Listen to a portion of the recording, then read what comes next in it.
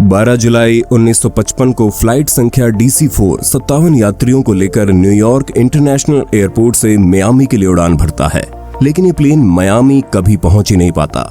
दरअसल प्लेन आधे रास्ते से ATC की रडार से गायब हो जाता है। खूब छानबीन करने के बाद भी इस प्लेन का कुछ पता नहीं चलता, लेकिन इस घटना के 37 साल बाद यानी साल 1992 को कारकश एयरपोर्ट के एयर ट्रैफिक कंट्रोलर से एक अज्ञात प्लेन संपर्क करता है। कंट्रोल रूम प्लेन के पायलट से उसका परिचय मांगता है। जवाब में पायलट बोलता है कि ये DC-4 फ्लाइट संख्या 914 है। लेकिन हम कहां पर हैं?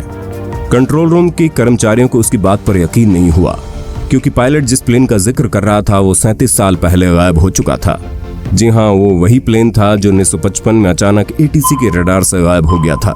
और फिर 37 साल बाद यानी 1992 में उसने एयर ट्रैफिक कंट्रोल रूम में संपर्क किया, जिससे कंट्रोल रूम के कर्मचारियों को पायलट की बातों पर यकीन नहीं हो रहा था। लेकिन आपकी जानकारी के लिए बता दे, पायलट और ATC के कर्मचारियों के बीच हुई बातचीत की रिकॉर्डिंग आज भी अमेरिकी सरकार के पास सुरक्षित है। चलिए जानते हैं पूरी घटना कि आखिर क्या हुआ उस जहाज के साथ। तारीख थी 2 जुलाई 1955। Pan American flight DC-4 flight संख्या 914 मियामी के लिए उड़ान भरती है। मौसम बिल्कुल साफ था। सभी यात्री आने वाली भयंकर विपत्ति से अनजान थे। पैसेंजर प्लेन की खिड़की के बाहर खूबसूरत नजारों का आनंद ले रहे थे।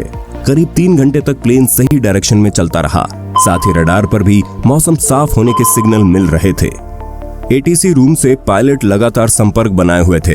तभी अचानक कुछ ऐसा हुआ जिसे देख ATC कर्मचारी अचंभित रह गए। अचानक जहाज ATC के रडार से गायब हो गया।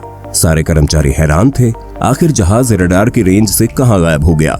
खूब छानबीन करने के बाद भी जहाज का लोकेशन रडार पर नहीं आया, तो ATC के कर्मचारियों ने मियामी के कंट्रोल टावर से संपर्क किया और जहाज की लोकेशन गुम होने की बात कही। लेकिन मियामी ATC के कर्मचारियों ने भी अपने रडार पर फ्लाइट के न होने की बात बताई। सबके होश उड़ चुके थे कि जहाज अचानक रहस्यमय तरीके से कहां गायब हो गया। ATC के कर्मचारी कुछ समझ नहीं पा रहे थे, क्योंकि जहाज ना तो रडार पर शो कर रहा था, ना ही एयर ट्रैफिक कंट्रोल के रेडियो सिस्टम के जरिए पायलट से किसी प्रकार का कोई संपर्क बना पा रहा था। इस बात ने कंट्रोल रूम में मौजूद सबकी नींद उड़ा दी। ना कोई दुर्घटना, ना हुई मौसम खराब, फिर भी जहाज अचानक रहस्यमय तरीके से गायब कहां हुआ। जब ये बात न्यूज चैनल की सुर्खियां बनी तो अमेरिका के साथ साथ पूरे विश्व में खलबली मच गई। जहाज को ढूंढने के लिए इन्वेस्टिगेशन टीम का गठन किया गया, जो जहाज के लापता होने का पता लगाएगी। एक अनुमान के बाद इन्वेस्टिगेशन टीम ने बताया कि जहाज अटलांटिक ओशियन के आसपास क्रैश हुआ है। अब बारी थी हवाई जहाज के मलबे और यात्रियों को ढूंढने की, इसलिए रेस्क्यू टीम को काम पर लगा दिया गया। लेकिन कई दिनों तक इन्वेस्टिगेशन और रेस्क्यू टीम तलाश करने के बाद भी कुछ ढूंढ नहीं पाई, ना ही प्लेन का मलबा, ना ही उसमें बैठे यात्री।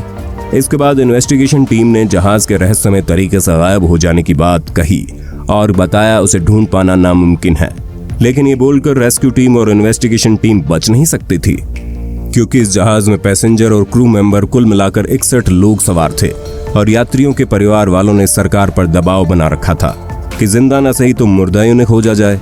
जिसके बाद एक बार फिर से उस जहाज के मलबे को ढूंढने के लिए रेस्क्यू टीम भेजी गई, लेकिन फिर भी निराशा ही हाथ लगी और फाइनली इन्वेस्टिगेशन टीम ने ये अनाउंस कर दिया कि काफी मशक्कत करने के बाद भी हम जहाज के मलबे और ना ही उसकी लोकेशन का पता लगा पा रहे हैं, इसलिए हम माफी चाहते हैं। यात्रियों के परिवार के लोग मायूस हो चुके थे। समय बीतता गया। करीब 37 साल बाद दिन था 9 सितंबर 1992। कैराकस वेनेजुएला के रहने वाले एयर ट्रैफिक कंट्रोलर वॉन डिले कांटे के लिए ये एक आम दिन था। ये अपने काम पर पहुंचे, उन्होंने कॉफी पी और अपनी सीट पर बैठकर कंप्यूटर स्क्रीन पर फ्लाइट की मॉनिटरिंग देखने लगे और रोज की तरह फ्लाइट प्रोग्राम पर कमेंट देने लगे। तभी कुछ अजीब सी घटना घटी। न जाने कहां से रडार पर एक अजीब सा डॉट दिखाई देता है, यानी एक हवाई जहाज रडार पर शो होने लगा था। पहले वॉन डिले को लगा ये कोई मिस्टेक है और कांटे ने रडार की रीडिंग को दोबारा चेक किया और फिर उसके बाद पता चला ये कोई मिस्टेक नहीं बल्कि एक प्लेन था। अब ये डॉट वॉन डिले के सभी कलीग को साफ दिखाई देने लगा था। किसी को अपनी आंखों पर यकीन नहीं हो रहा था। तभी इस मिस्टीरियस एरोप्लेन के पायलट ने टावर से कांटेक्ट किया और पूछा, वेयर आर मी, हम कहाँ हैं। उस पर वॉन डिले ने जवाब दिया, यू आर क्रॉसिंग कैराकस एयरपोर्ट, आप कैराकस एयरपोर्ट के नजदीक हैं। वॉन डिले ने पायलट से पूछा, आप बताइए ये फ्लाइट कहाँ से आ रही है। इस पर मिस्टीरियस एयरक्राफ्ट के पायलट ने जवाब दिया, हम पैन अमेरिकी फ्लाइट 914 न्यूयॉर्क टू मियामी के लिए 4 क्रू मेंबर और 57 पैसेंजर के साथ हैं। इसके बाद जब वॉन डिले ने ये रिप्लाई सुना तो उनके पैरों तले जमीन खिसक गई और ये सोचने लगे ये फ्लाइट अपने डेस्टिनेशन से 11,000 मील दूर क्या कर रही है। तभी वॉन डिले ने पायलट से पूछा, ये उड़ान कब की है। इसके बाद उन्होंने आगे जो सुना उसने सबके रोंगटे खड़े कर दिए। पायलट ने कहा, हमारी उड़ान 2 जुलाई 1955 को सुबह 9:55 पर न्यूयॉर्क से मियामी के लिए निकली थी। ये सुनकर वॉन डिले और उनके कलीग हैरान रह गए, आखिर कैसे हो सकता है। फिलहाल वॉन ने इन सवालों को छोड़कर जहाज को सुरक्षित लैंड करवाने की सोची और 10 मिनट के भीतर ही वॉन डिले कांटे इस रहस्यमय हवाई जहाज को अपनी आंखों से देख सकते थे। एयर ट्रैफिक कंट्रोलर को ये प्लेन किसी ऑर्डिनरी प्लेन की तरह ही लगा। जैसे जैसे प्लेन नजदीक आता गया वैसे वैसे सभी को पता लगा कि ये कोई आम हवाई जहाज नहीं है, ये तो 50 के दशक का मैकडॉनल्ड्स डगलस पैसेंजर जहाज है। साथ ही साथ इस पैसेंजर एयरक्राफ्ट में मॉडल टरबाइन की जगह ट्रैवलर लगे थे। जहाज सफलतापूर्वक लैंड करा दिया गया। फिर वॉन सोचने लगे कि हमें पायलट से कौन कौन से सवाल पूछने चाहिए।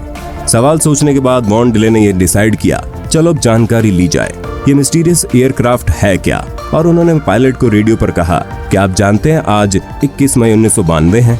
इस सवाल ने वॉन को एहसास करा दिया कि उन्होंने पायलट से गलत सवाल पूछ लिया है। इससे पहले ग्राउंड क्रू मेंबर पायलट तक पहुंचते तभी उस पायलट ने हैरानी से रेडियो पर ही पूछा, तुम ये कैसी बातें कर रहे हो, क्या ये मियामी एयरपोर्ट नहीं है। और जब वॉन ने ये बात सुनी तो फौरन सिक्योरिटी गार्ड को आदेश दिया कि क्रू मेंबर और सभी यात्रियों को गिरफ्तार कर लिया जाए। इससे पहले कि सिक्योरिटी गार्ड जहाज तक पहुंचते उस पायलट ने सभी पैसेंजर्स को कहा, सभी यात्री बैठे रहें, हम दोबारा उड़ान भर रहे हैं। और फिर उस पायलट ने इंजन स्टार्ट कर दिया और बिना टेक ऑफ क्लियरेंस इंतजार किए प्लेन को रनवे पर ले गया। उधर वॉन डिले काउंटी उस पायलट को लगातार इंस्ट्रक्शन दे रहे थे कि वो डेंजरस सिचुएशन क्रिएट कर रहा है। उस पर पायलट ने उसका रिस्पॉन्स नहीं दिया और उस प्लेन को टेक ऑफ करा दिया। कुछ समय तक वो प्लेन दिखा, उसके बाद सिर्फ रडार पर डॉट की तरह दिखाई देने लगा और फिर से रहस्यमय तरीके से गायब हो गया। उस वक्त एयर कंट्रोल टावर में मौजूद वॉन डिले और उनके कलीग के पास घटना को डिस्क्राइब करने के लिए शब्द नहीं थे। सभी दोबारा उस प्लेन को ट्रेस करने की कोशिश में लगे। वो प्लेन के रडार और रेडियो सिग्नल से दूर जा चुका था। आज तक उस प्लेन का कुछ भी पता नहीं चल सका।